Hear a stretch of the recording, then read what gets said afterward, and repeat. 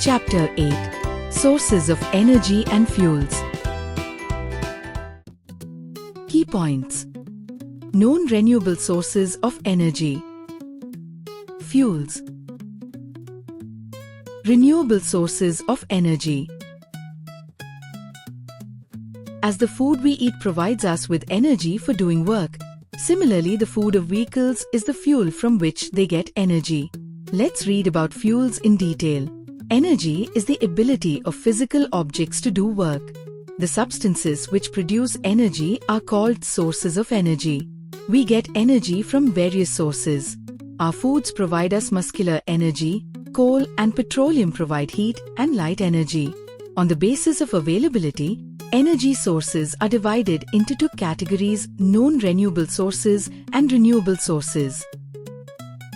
जिस प्रकार भोजन हमें कार्य करने के लिए ऊर्जा देता है, उसी प्रकार वाहनों का भोजन ईंधन होता है, जिससे उन्हें ऊर्जा मिलती है। आइए ईंधनों के बारे में विस्तार से पढ़ते हैं। ऊर्जा वह क्षमता है जिससे कोई भौतिक वस्तु कार्य कर सकती है। वे पदार्थ जो ऊर्जा उत्पन्न करते हैं, ऊर्जा स्रोत कहलाते हैं। हमें विभिन्न स्रोतों से ऊर्जा प्राप्त होती है। हमारा भोजन हमें पेशीय ऊर्जा देता है। कोयला और पेट्रोलियम गर्मी और प्रकाश ऊर्जा प्रदान करते हैं। उपलब्धता के आधार पर ऊर्जा स्रोतों को दो भागों में बांटा गया है: अनक्षय ऊर्जा स्रोत, अक्षय ऊर्जा स्रोत। Known renewable sources of energy. The sources of energy that once used cannot be replenished are called known renewable sources of energy. These energy sources can't be used again and again. For example, coal, petroleum, natural gas, LPG, CNG, etc. These are available in limited quantity. If these are consumed once, cannot be used again. Nature forms these fossil fuels in millions of years. So, these energy sources must be used wisely to save for future generations. These energy sources produce lots of smoke and pollutants in our environment and cause health problems. These pollutants also destroy our plants, which come to the ground as acid rain. Big cities face environmental pollution due to exhaustion of smoke from vehicles and factories. People in big cities face many lung diseases such as asthma, bronchitis. अनक्षय ऊर्जा स्रोत. वे ऊर्जा स्रोत जो एक बार उपयोग करने पर पुनः प्राप्त नहीं किए जा सकते, अनक्षय ऊर्जा स्रोत कहलाते हैं। इनका दोबारा उपयोग नहीं किया जा सकता। उदाहरण के लिए कोयला, पेट्रोलियम, प्राकृतिक गैस, LPG, CNG आदि। ये सीमित मात्रा में उपलब्ध है। इनका निर्माण प्रकृति द्वारा लाखों वर्षों में होता है, इसलिए हमें इनका विवेक पूर्वक उपयोग करना चाहिए ताकि भविष्य की पीढ़ियों के लिए इन्हें बचाया जा सके। इन स्रोतों से निकलने वाला धुआं और प्रदूषक हमारे पर्यावरण को प्रदूषित करते हैं और स्वास्थ्य समस्याएं उत्पन्न करते हैं। यह प्रदूषण पौधों को नुकसान पहुंचाता है और अम्लीय वर्षा के रूप में धरती पर आता है। बड़े शहरों में वाहनों और फैक्ट्रियों से निकलने वाले धुएं के कारण प्रदूषण और फेफड़ों की बीमारियां जैसे अस्थमा और ब्रोंकाइटिस अधिक होती है। These exhaust smoke that contains oxides of sulfur and nitrogen, which convert into sulfuric acid and nitric acid, and come to the ground as acid rain that destroys our monuments and crop plants. धुएं में sulphur और nitrogen के oxide होते हैं, जो sulphuric acid और nitric acid में बदलकर अम्लीय वर्षा करते हैं। इससे हमारी ऐतिहासिक इमारतें और फसलें नष्ट होती है। The thermal power plants burn large quantity of coal every year and produce pollutants in the environment. So, excessive use of known renewable sources of energy, fossil fuel, must be stopped and we should search for alternative non-polluting sources of energy. Thermal power plant हर साल बड़ी मात्रा में कोयला जलाते हैं, जिससे पर्यावरण प्रदूषित होता है। इसलिए हमें इन ऊर्जा स्रोतों के अत्यधिक उपयोग को रोकना चाहिए और वैकल्पिक गैर प्रदूषणकारी ऊर्जा स्रोतों की खोज करनी चाहिए। Renewable sources of energy. The sources of energy that can be used again and again, which replenish in nature, are called renewable sources of energy. These energy sources do not exhaust the renewable sources of energy, water energy and geothermal energy. These energy sources do not cause any pollution and these are available to use in plenty. Akshay ऊर्जा स्रोत वे ऊर्जा स्रोत जो बार बार उपयोग में लाए जा सकते हैं और प्रकृति में स्वतः पुनः भर जाते हैं, अक्षय ऊर्जा स्रोत कहलाते हैं। ये कभी समाप्त नहीं होते और इनमें से अधिकांश प्रदूषण नहीं फैलाते। Solar energy The radiant energy of the sun in the form of heat and light is called solar energy. It does not cause any pollution and available to use in the source of all forms of energy on the earth. We use solar energy with the help of solar cell fan, solar cooker, solar batteries, etc. सूरज से प्राप्त गर्मी और प्रकाश ऊर्जा को सौर ऊर्जा कहते हैं। ये प्रदूषण नहीं फैलाती और पृथ्वी पर सभी ऊर्जा स्रोतों की मूल स्रोत है। इसे हम solar panel, solar cooker, solar battery आदि की मदद से उपयोग में लाते हैं। Wind energy, windmill. Energy of the blowing wind is called the wind energy. Wind energy helps in moving soil boat on the seas. Wind energy farms are established in the areas where wind blows all times. Energy of moving wind turns blades of windmills connected with turbines to generate electricity. Windmills are also used to pump out underground water. No any pollution is caused by wind energy. पवन ऊर्जा चलती हवा की ऊर्जा को पवन ऊर्जा कहते हैं। ये नौकाओं को समुद्र में चलाने में सहायक होती है। पवन चक्कियों की मदद से टरबाइन घुमाकर बिजली उत्पन्न की जाती है। ये ऊर्जा प्रदूषण नहीं फैलाती और भूमिगत जल निकालने के लिए भी पवन चक्कियों का उपयोग होता है।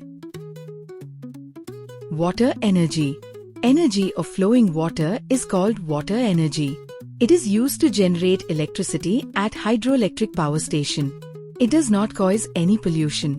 Dam is built on the river to stop water, and this standing water is let free on the blades of turbine which turn to generate electricity that is sent to towns and hydel power station on seashore. 0. Cities through power lines. This flowing water is sent to crop fields for irrigation through canals. Thus, hydroelectric power station generates electrical energy for our use without any pollution. High and low tides of the oceans are also used to generate electricity. जल ऊर्जा बहते जल की ऊर्जा को जल ऊर्जा कहते हैं। इसका उपयोग हाइड्रोइलेक्ट्रिक पावर स्टेशन में बिजली उत्पन्न करने के लिए किया जाता है। ये भी प्रदूषण रहित होती है। नदी पर बांध बनाकर पानी रोका जाता है और फिर उसे टरबाइन की ब्लेड पर छोड़ा जाता है, जिससे बिजली बनती है। यह बिजली शहरों और गांवों में भेजी जाती है। इसके अलावा ये पानी खेतों की सिंचाई में भी काम आता है। Hydroelectric power station. Geothermal energy. Heat energy inside the earth is called geothermal energy. This heat energy is used to form steam that comes out at high speed, which turns blades of turbine to generate electricity. In some cold countries, geothermal energy is used to keep houses warm without any pollution. Thus, we must try our best to use renewable sources of energy as much as possible. भूतापीय ऊर्जा पृथ्वी के भीतर की गर्मी को भूतापीय ऊर्जा कहते हैं। ये गर्मी भाप के रूप में बाहर आती है और टरबाइन को घुमाकर बिजली उत्पन्न करती है। कुछ ठंडे देशों में इसका उपयोग घरों को गर्म रखने में भी किया जाता है। हमें अक्षय ऊर्जा स्रोतों का अधिक से अधिक उपयोग करना चाहिए, क्योंकि ये स्वच्छ, सुरक्षित और सतत ऊर्जा प्रदान करते हैं। Fuels. The substances which burn to produce heat and light are called fuels. Fuels produce energy in our body when it combines with oxygen during digestion. In vehicles, fuels burn with oxygen to produce energy for their running. Different types of fuels.